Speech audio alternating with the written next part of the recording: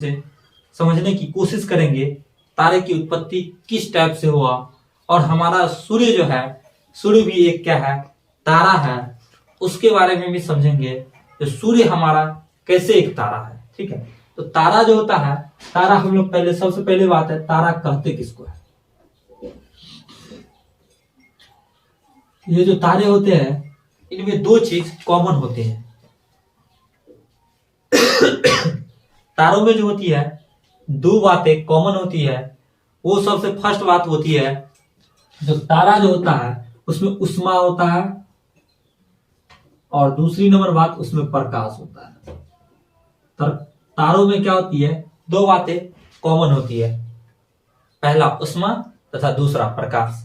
अब ये जो उष्मा होती है, उष्मा का मतलब ज्वलन, मतलब आग वगैरह कैसे ज्वाला देती है। तो आप लोग को दिख रहा होगा जब आग जलती है तो वो क्या करती है, उष्मा भी देती है, और दूसरा नंबर लाइट भी यानी प्रकाश भी देती है, रोशनी भी देती है कि नहीं। इसीलिए तारों की जो उत्पत्ति हुई है वही आग, धधकती हुई आग के गोलों से तारों की उत्पत्ति होती है, ठीक है।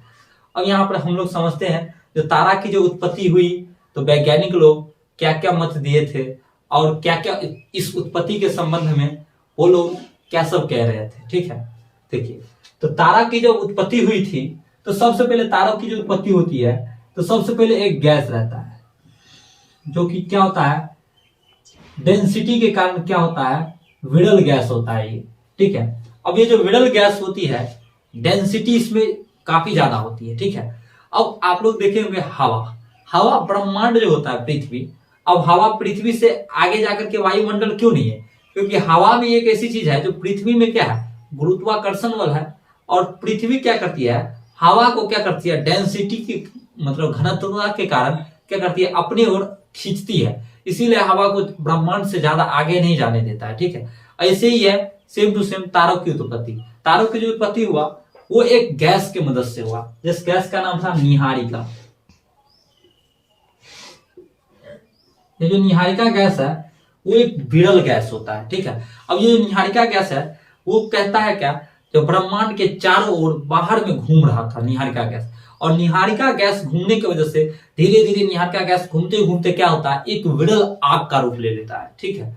क्या ले लेता है, एक विरल आग का रूप ले लेता है, जो कि आगे जाकर के क्या बन जाता है, रेड हॉट बन जाता है, रेड हॉट, ठीक है। अब ये जो रेड हॉट होती है, अब ये रेड हॉट जो होती है इसमें क्या होता है, यही दो चीज होती है, उष्मा और प्रकाश, उष्मा और प्रकाश, जो कि हमारा तारा कहलाता है, जो कि तारे के रूप में होती है। जैसे हम मान लेते हैं हमारा सूर्य भी क्या है, सन, हमारा सूर्य भी एक प्रकार का क्या है, तारा है, हमारा सन भी एक प्रकार का तारा है। आप लोग ये सोच रहे होंगे कि भाई जब सूरज तारा है तो भाई तारा हम लोग को छोटा क्यों दिखाई देता है, सन बड़ा क्यों दिखाई देता है। तो इसका मेन रीजन क्या है, तो भाई देखिए, ये जो है ना सूरज, सूरज जो है पृथ्वी से उतना ज्यादा दूरी पे नहीं है जितने ज्यादा दूरी पे वो जो दूसरा दूसरा तारा है वो है, ठीक है। वो लोग बहुत ऊंचे, बहुत दूरी पे है, ठीक है।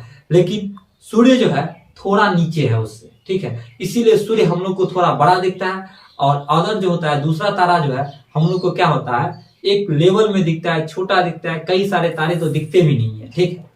तो तारे की जो उत्पत्ति हुई है, वैज्ञानिकों का कहना जो है, ये जो है ना निहारिका गैस से जो सूर्य यहां तक आया है, सूर्य की अवधि 5 अरब वर्ष, अरब साल क्या हो गया है, बीत चुका है, और बचा कितना है, 5 अरब, 5 अरब वर्ष क्या है, बाकी है, ठीक है। ऐसा मेरा कहना नहीं है, ऐसा वैज्ञानिक लोग कहते हैं क्या, जो सूर्य जो होता है, अब कोई भी चीज जन्म लेता है, उत्पत्ति होता है, तो भाई उसका मृत्यु क्या है, निश्चित है। अब इसमें क्या होता है, आग बहुत भयानक मात्रा में पाई जाती है, बहुत ज्यादा ही आग की मात्रा पाई जाती है तारों में, ठीक है।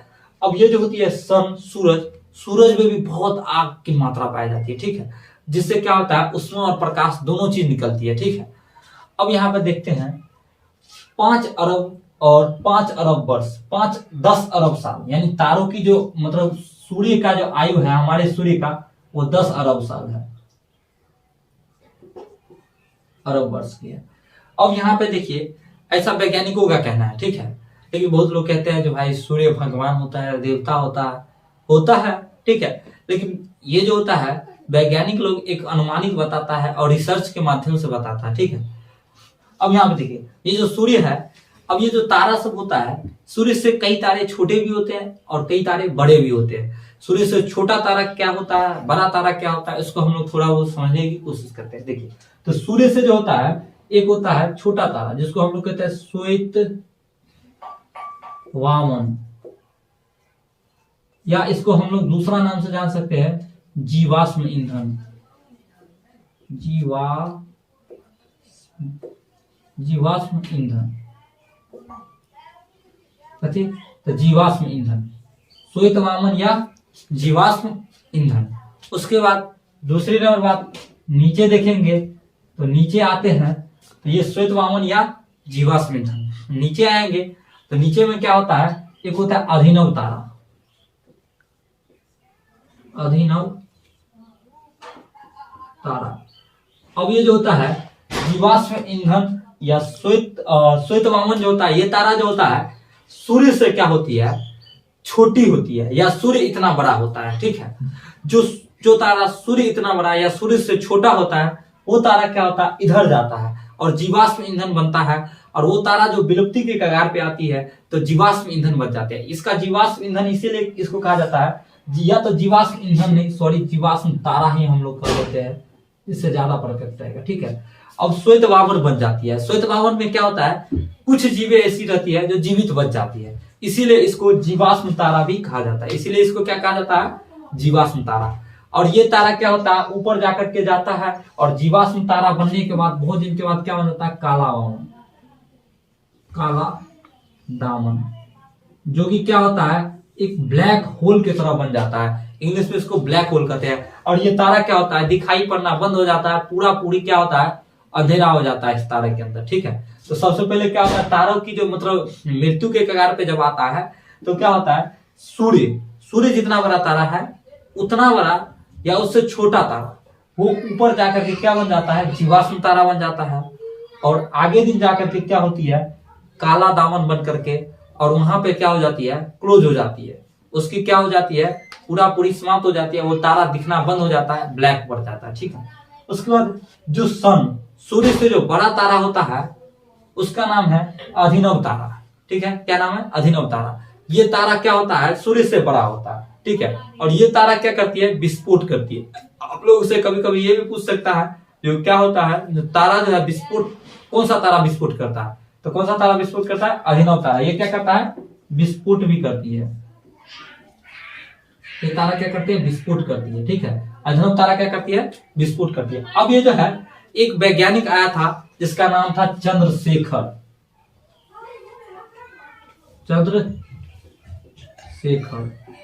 अब ये जो वैज्ञानिक आया था चंद्रशेखर, इन्होंने क्या बताया, इन्होंने इसको नापा था और बताया था क्या, जो सूर्य से जो बहुत बड़ा तारा होता है, अभिनव तारा कहलाता है, वो क्या करता है, विस्फोट करता है। यहाँ पे जो है कोई भी जीव जीवित नहीं बचता है, ठीक है। यहाँ पे क्या होता है, कोई भी जीव जीवित नहीं बचता है। और ये जो चंद्रशेखर वैज्ञानिक आया, ये क्या होता है, एक सीमा रेखा खींच दिया, 1.47 सीमा रेखा खींच दिया। बोला क्या, जो सूर्य से है गुना, देखिए 1.47 गुना, यानी ऐसा कहने का अभिनव मतलब वो तो था चंद्रशेखर वैज्ञानिक, उसका कहने का मत क्या था, 1.47 गुना तारा जो होता है सूर्य से जो 1.47 गुना बड़ा से जो बड़ा तारा जो होगा वो नीचे आकर के फटेगा, या सूर्य से 1.47 से थोड़ा कम बड़ा तारा जो होगा वो ज्यादातर ऊपर जाकर के क्या होता है, मतलब मृत्यु के कगार पे जाती है, ठीक है। अब ये जो तारा होती है अभिनव तारा, ये इन तारों में जो जब विस्फोट करती है इसमें 2-4 चीजें निकलती है। एक निकलती है न्यूट्रॉन, क्लोज कर तो जब ये विस्फोट करती है तो ये न्यूट्रॉन बनती है। और ये जो न्यूट्रॉन होती है, इस न्यूट्रॉन से क्या होती है, 2-3 टाइप में इसकी जो मृत्यु होती है 2-3 टाइप में कगार पे जाकर के इसकी मृत्यु पूरी नहीं हो जाती। जब ये विस्फोट करती है तो ये न्यूट्रॉन की उत्पत्ति करती है, जिसको पल्सर और क्वेसर जो है, 2 तारा, पल्सर और क्वेसर ये जो है दो टाइप के तारा जो है इससे उत्पत्ति होती है। उसके बाद सबसे नीचे जाकर के क्या बनता है, ये भी ब्लैक होल बन जाती है, ब्लैक होल। तो ये जो होती है, ये जो अभिनव तारा होती है ये विस्फोट करती है, लेकिन डायरेक्ट इसका मतलब वो नहीं होता। इसमें जो है दो तीन तारे जो है और बनते हैं, ठीक है। इसका नाम होगा न्यूट्रॉन, पल्सर, क्वेसर, ब्लैक होल, ठीक है। ये चार टाइप जो होते हैं अभिनव तारा से ही निकले हुए रहते हैं, ठीक है। पहले अभिनव तारा न्यूट्रॉन की उत्पत्ति करती है, न्यूट्रॉन के बाद ये जो होता है पल्सर में जाता है, पल्सर के बाद क्वेसर में जाते हैं, क्वेसर के बाद ब्लैक होल बन जाती है, ठीक है। उसके बाद तारा पूरा पूरी क्या हो जाती है, नष्ट हो जाती है और दिखना बंद हो जाती है, ठीक है। अब देखेंगे ये जो चंद्रशेखर वैज्ञानिक था, ये जो होता है, ये जो सीमा रेखा खींचा, यानी मतलब सूरज जो है ना हमारा, सूरज से जो 1.5 गुना, मान लीजिए 1.5 गुना जो रहता है ना बड़ा, उससे जो बड़ा तारा रहेगा वो अभिनव आकर के नीचे में आकर के विस्फोट करेगा, और सूरज से 1.5 गुना से कम छोटा या सूरज इतना बड़ा तारा जो रहेगा वो कहां पर, तो ऊपर जाकर के क्या बनेगा, श्वेत वामन या जीवाश्म तारा बनेगा, ठीक है। आप लोगों को ये समझ में आया होगा तारा का जो है उत्पत्ति कैसे हुआ, ठीक है। और तारा जो है कहां पे जाकर के क्या हो गया, क्लोज हो गया। इसका जन्म कहां से हुआ, तारों की जो उत्पत्ति है, तारों की उत्पत्ति कहां से हुई और तारा जाकर के विलुप्त कहां पे हुआ, ये आप लोग को समझ में आया होगा। Thank you so much.